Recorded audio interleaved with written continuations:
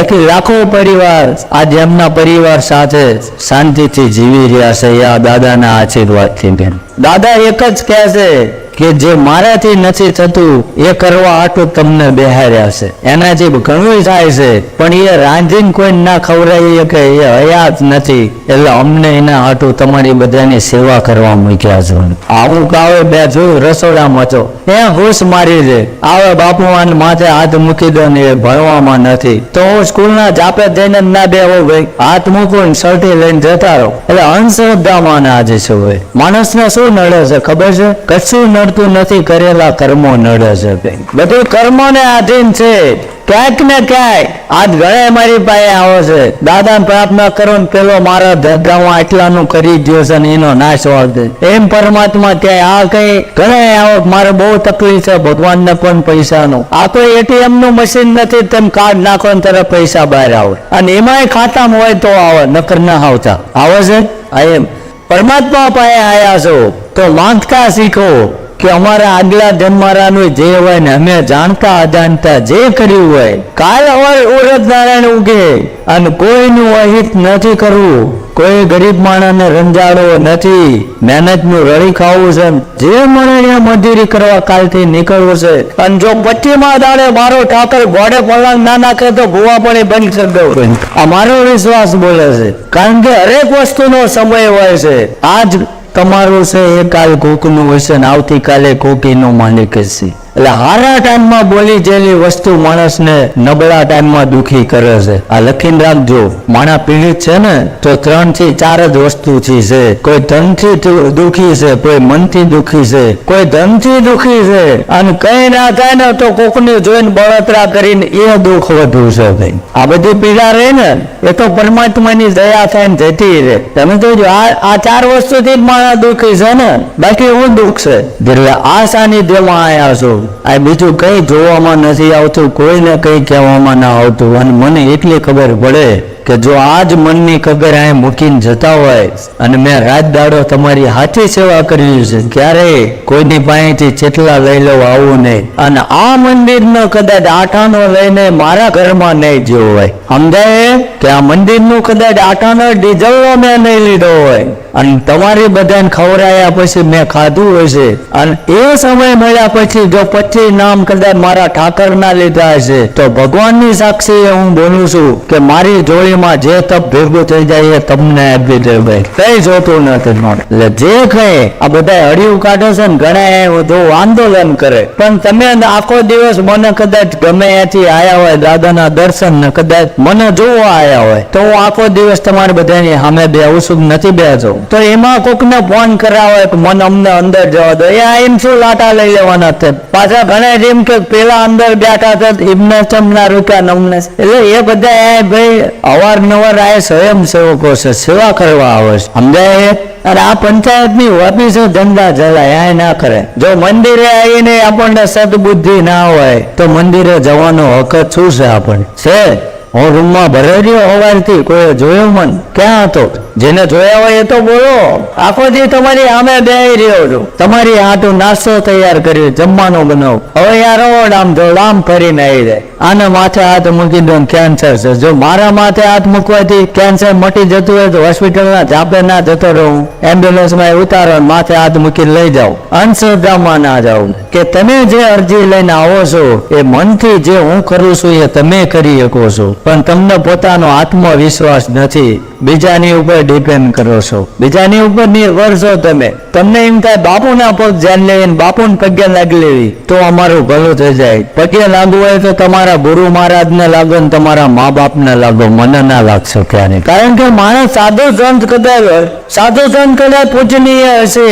હું તો સંસારી છું, તમારી જેવા જ કપડા પહેરું છું, તમારી જેમ જ જીવું છું એટલે હું પૂજનીય નથી ભાઈ. કદાચ તમને ભાવના હોય ને તમે કદાચ થોડીક મારી ઇજ્જત કરતા હોય અને તમને કદાચ કઈક માણસે મારામાં દેખાતી હશે અને એના કારણે તમે કદાચ નમતા હોય તો હું તો કહું છું નમતા ને જ્યાં ઉભા હોય ને એ આમ હૃદય ઉપર હાથ મૂકી દેજો, મારો ઠાકર રાજી જ છે ભાઈ. પગે લાગવાની જરૂર નથી. અને ખરેખર જો મારું બોલેલું તમને અડી જતું હોય તો પગે લાગવું મહત્વનું નથી કે કાલ અવર દાડો ઉગે ગામ ગામમાં કોઈ મોડી પરિસ્થિતિ વાળો હોય ને જો ભગવાને તમને આપ્યું હોય તો કદાચ એના દીકરી દીકરા ભણવાની ફી ભરી દેજો, મને પગે લાગવાની જરૂર નથી ચંદાવી. કોઈ ગરીબ માણસનો અવસર બગડતો હોય ત્યાં મોર જઈને બેહી દેજો, કોઈ અમે બેઠા છીએ તું ચિંતા ના કરતો. કોઈ દાડો પગે લાગવા આવવાની જરૂર નથી, મારો ઠાકર તમારા ઉમરે દર્શન આપવા આવશે, આ મને વિશ્વાસ છે. અને કઈ ના આવડે તો ગામમાં મૂંગા મરજો, કોકના ટાંગા નાખ્યા જાવ, આ મોટો ધર્મ છે,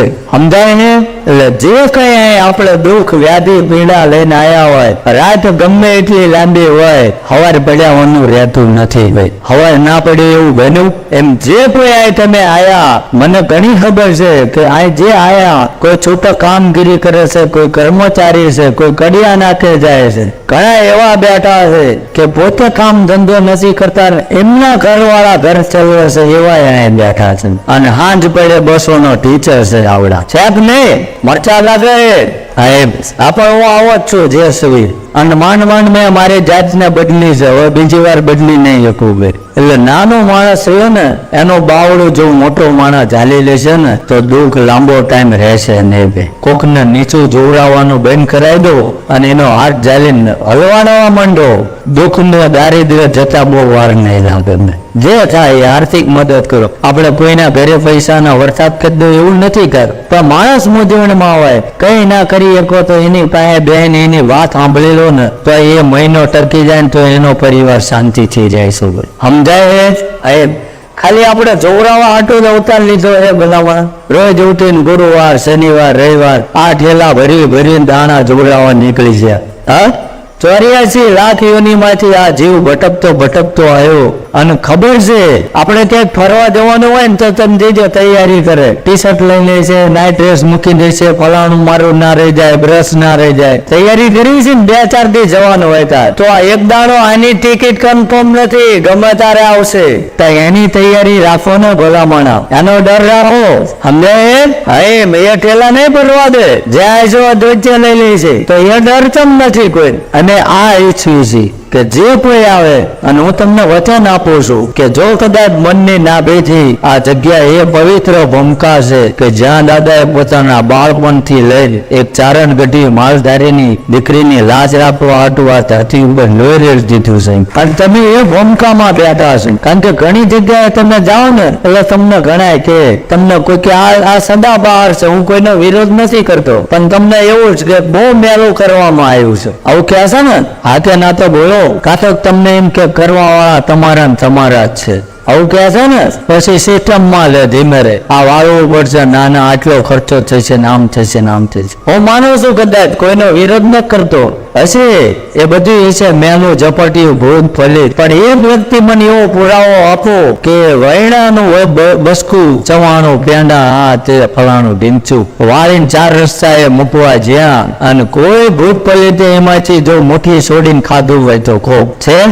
તમે બધા 100 રૂપિયામાં ઇકોમાં લટકાઈને આવો છો અને તમારા પૈસાની એવડા ફોર્ચ્યુનર લઈને ફરે જાય. હું મારી ગોળી નોકરી ધંધો કરવા જાય, હાથું ગળે ક્યારે ઉતરશે? સમજાય છે?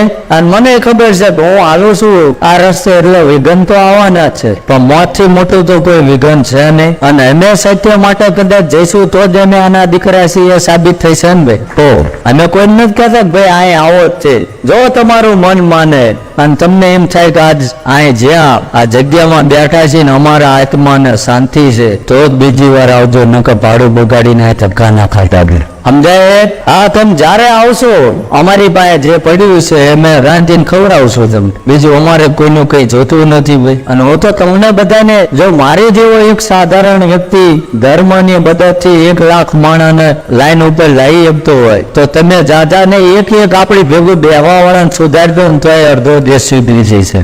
અંદર આ તો એવડા ઠેલ્યું લાવી દેતા હોય મફત નું પીવા હાટું, બીજાનું કરે. એટલે જે 84 લાખ યુનિમાં ભટકીને આવ્યો, અને હું તો ઘણી વાર મહેસૂસ કરું, કારણ કે મારે તો જાહેરમાં બધાની સામે રોવાય ને, પણ અમુક એવી પોઝિશનમાં વ્યક્તિને જોવું ને ત્યાં મને એમ થાય કે તારું શું શરીર હતું ને ત્યાં 20 રૂપિયાના ખાટી આપીને તે શું કર્યું? આ એસિડ રેડીના ઝાડના મૂળમાં રોજ એસિડ નાખો તો આ ઝાડ લીલું રહે કે ઉકળી જાય? તો એમ તમે જો આ બધું નાખીને લીવર ને કિડની ને બધું જતું રહે અને તો રિક્ષામાં ઊંધા ઉડાઈ ના લાવે બાપુ આને બચાવી લો. બાપુ શું કરે આમાં? શું કરે? બહુ તમે જાતે તમારું શરીર બગાડ્યું છે.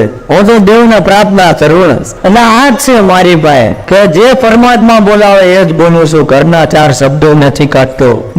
એક વચન આપું છું વધુ કે મારે કાયમ આ ન કરવાનું. હું પેલા 8 મહિના મોરે બોલ્યો હતો કે હું તો એવું ઈચ્છું છું કે કાયમ બધા અમલદાર એવા બને અને આઈને દાદાને પ્રાર્થના કરે. રાત દાડો કદાચ હું જપ કરું, મારો ઠાકર મારા મંત્ર જાપ તમને આપી દે. મારે કઈ જોતું નથી. આ મારું વચન છે ભાઈ. કદાચ મારો ઠાકર પરીક્ષા લેવા ઉતરશે ને અને ગરીબી આટો ખાઈ છે તો કદાચ સાસ ને રોટલો મળીને ખાઈ લે. બાકી આ ધૂણું છું એનો ધંધો તો આજે નહીં કાલે નહીં ત્યારે નહીં. કારણ કે આ કોણ છે? કોકની લાજ રાખવા આટું જોઈને એનું લોહી રેડ દીધું અને અમે એના દીકરા છીએ ભલામણા. પૈસા ઘણા એમ કે બાપુ ક્યાંક ને ક્યાંક તો પૈસા કમાતા છે. પૈસા કમાવાય ને તો ડાબા હાથનો ખેલ છે ભલામણા. આ તમે જે અગરબત્તી નાળિયેર તલવાર્યું સાફા લઈને આવો છો ને ત્યાં એ મારી પહેલી દુકાન કરી નાખું. મારે ક્યાં વગર મૂડીનો ધંધો ને અડધી કિંમત માફું આ છંડાય રોકાઈ આપું. વગર મૂડીનો ધંધો નથી.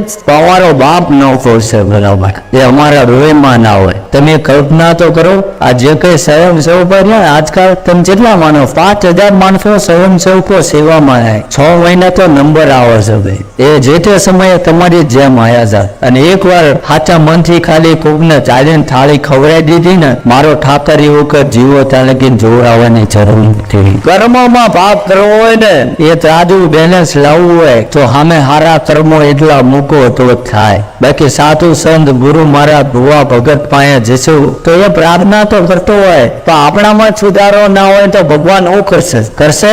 એક વિચાર કરો તમે. આજે મારા પ્રેક્ટિકલ જ્ઞાનથી તમને કહું છું જ્યાં તમારી વિચાર શ્રેણીની બહાર છે. આ જગત એમ કહેતું હોય ને તો હું મૂર્ખ નથી. મેં કઈક આમાં જોયું છે તારો હું આવું છું કે આજ આખો દિવસ કાલ આમ તો રોજ માણસો હોય જ છે. 8-10 હજાર માણસો રોજ હોય પણ આ રવિ સોમ મંગળ 3 દિવસ નો તો 1.5 લાખથી 1.5 લાખ માણસો થાય ભાઈ. હવે એટલું માણસ આ અવર જવર કરે, પાણીના પ્યાલા પીવે, 2 બોટલો પીવે, પાન મસાલા ખાય, કાગળ આ તે દેશી પોટલીઓની ઠંડીઓનો ઘા કરે તો આ જગ્યામાં કેટલો ગંજવેડો થાય છે? થાય છે નથી થતો? થાય કે ના થાય? તો આટલા બધા માણસો એની ફરમાઈશું, એના ગંદા વિચારો, એનું નડતર બધું લઈને આવે છે. એ ડબલો ચેટલો થતો હોય છે એ દબથી જાય ભાઈ. પેલો તો મ્યુનિસિપાલિટી વાળાને બોલાવો કચરો વાળી નહીં લઈ જાય. આમાં મારે કોને બોલાવો? એટલે જે અમુક ખોટા આયા હોય ને એની અરે શોર્ટ થઈ જાય. લેતા જાઓ તમે કોક નો લેવા આયા હોય સમજાય.